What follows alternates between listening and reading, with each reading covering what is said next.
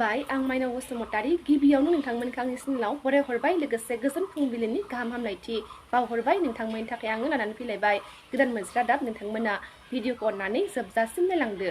दिनैनि गिबि खौराङाव दङ गुवाहाटीआव मोनसे गिख्रंथाव लामा जाब्रबथाय जादों होनना खौरां मोननाय जादों। खौरां मोननाय बायदिब्ला गुवाहाटीनि मठघरियायाव हराव गिख्रंथाव लामा जाब्रबथाय जानायजों साथाम सिख्लाया जिउ खहा जानाङो होनना खौरां मोननाय जादों। खौरां मोननाय बायदिबा लाखिनानै दोननाय ट्राकआव सुइफ्ट गारिया सौदावना बे जाथाया सोमजियो होनना मिथिनो मोन्दों। बे गिख्रं लामा जाब्रबथायाव जिउ खहा जानांनाय सिख्लाफोरा फारियै गवालपारानि पुजा साहा, सापेटकाटिनि आकांक्षा सयकिया आरो बङाइगावनि आर्मिना आहमेद होनना मिथिनो मोननाय जादों। मख'नो गोनांदि गुवाहाटी मठघरियायाव गिख्रंथाव लामा जाब्रबथायाव पुजा साहा आरो आकांक्षा सयकियाया रुंसारि जानायाव दुखु मोननाय फोरमायथिदों रयेल ग्लबेल इउनिभार्सिटिनि नखरनिफ्राय। थांनाय साननि हरनि समाव चिरां जिल्लानि दाब दाब जायगायाव बारहुंखाया गोबां खहा खालामदों होनना खौरां मोननाय जादों। चिरां जिल्लानि भारत-भुटान सिमा ओनसोलाव गोख्रों बारहुंखा सोमजिदों। सामथाइबारिनिफ्राय भुटान थांनाय दानटक रड थाइखाजारा राइन हाग्रानि दंफांफोरा बारहुंखाजों बायना थांलाय फैलाय हान्था मेलाया बन्द जानो गोनां जादों होनना खौरां मोननाय जादों। दुलाराय बर' फरायसा आफादनि आफादगिरि खोरोमदाव औवारी बिथाङा माखासे गोनां बाथ्राखौ फोरमायथिदों।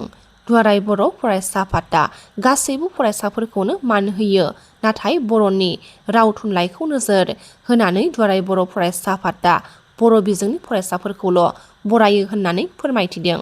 थांनाय साननि सनितपुर जिल्ला एबसुआ सनितपुर जिल्लानि मादाव टप 10 मासि आवग्रिनो हानाय फरायसाफोर लोगोसे राङापारा दख'रानि मादाव टप 2 मासि आवग्रिनो हानाय फरायसाफोरखौ माइनावस्रियाव थानाय सारिदुवार आन्सलिक ब्रह्म धोरोम आफादनि नब्लाङाव गाजा गोमजायै फालिदों।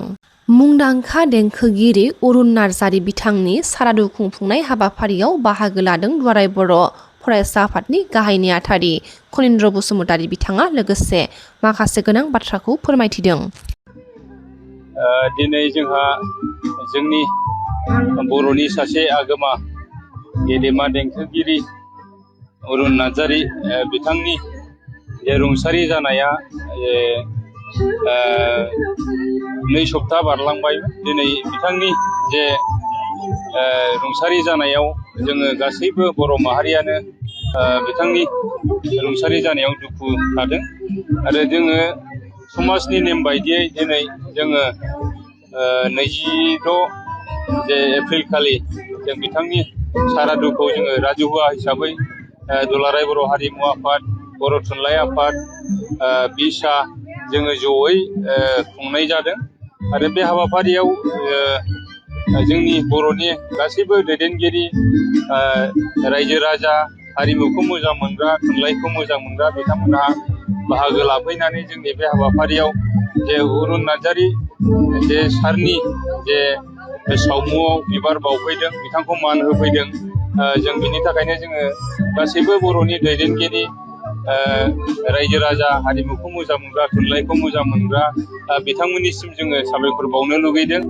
जिहेथु जे बिथांनि जे सारादुआव नुजाफैनानै जे जोंखौ मदद होफैदों, जोङो जेबायदि आसा खालामदोंमोन बेबायदिनो बिथांमोनहा नुजाफैदों।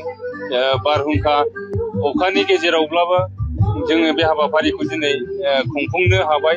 जों बेनि थाखायनो आरो खेबसेबाव जोङो साबायखर बावनो लुगैदों आरो बे ओनसोलनि रायजो राजाफ्राबो गोबां खस्थ' खालामनानै अखा बारहुंखानि गेजेरजोंब्लाबो खामानि मावनानै गावनि समखौ दोनथ'नानैब्लाबो बे हाबाफारियाव बयबो जगदान होफैदों, खामानि मावफैदों आरो ओनसोलनि सेंग्रा सिख्ला लाइमोन आरो जोंनि गसाइगाव जिल्ला बर' थुनलाइ आफाद, गसाइगाव जिल्ला दुलाराय बर' हारिमु आफादनि गासै बिबानगिरि मावथि बिथांमोनहाबो मैखोमै बाहागो लानानै बे हाबाफारिखौ जाफुंनायाव मदद होफैदों आरो जोंनि हाबाफारिया जे फुंनि हाबाफारि जे बिथांनि सावमुआव बिबार बावनाय आरो सारादु खुंफुंनाय आरो बे हाबाफारिया जागासिनो दङ। जोंहा दा बिथांनि जे रुंसारि जानाय जे आदा अरुण नार्जारिनि जिउ खौरांखौ लानानै जोङो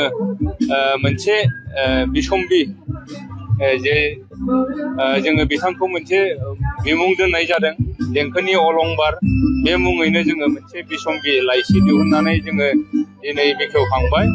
बे बेखेवनाय हाबाफारियाव बर' थुनलाइ आफादनि आफादगिरि मानिजाथाव गपिनाथ बरगयारी सार बिथाङा बेखेवनानै गालांबाय आरो बे हाबाफारियावनो नुजाफैनो हादों गुबुन गुबुन जोंनि माहारि आफादनि आफादगिरि नेहाथारिजों लोगोसे दैदेनगिरि बिथांमोनहा आरो गोबां दोलोनि जोंनि दैदेनगिरि EM MCLA MLA बिथांमोनहा नुजाफैदों आरो बे हाबाफारियावनो जोंनि आसामनि जे केबिनेट मन्त्रि इउजि ब्रह्म बिथाङाबो नुजाफैनो हादों। आङो बेखायनो खावलायनो लुगैदों जे बिथांमोनहा जोंनि बे हाबाफारियाव जे नुजाफैदों जों खावलायनाय बायदियै बिनि थाखायनो जों गोजोननायखौ बावहरदों बिथांमोननिसिम जोंनि हाबाफारिखौ जे जाफुंहोनायाव मदद होफैनायनि थाखाय। जे जोङो जे बर' रायजो राजा हारिमुखौ मोजां मोनग्रा देंखोखौ मोजां मोनग्रा थुनलाइखौ मोजां मोनग्रा जोंनि रायजो राजा आरो गासैबो दैदेनगिरि बिथांमोननिसिम जोङो खावलायनो लुगैदों जे जों जेबायदि आसा खालामदों आरो जे जोंनि सासे गेदेमा जोंनि जे गागि देंखोगिरि बिथाङा रुंसारि जालांबाय आरो बिथांनि जे गालांनाय बिहोमा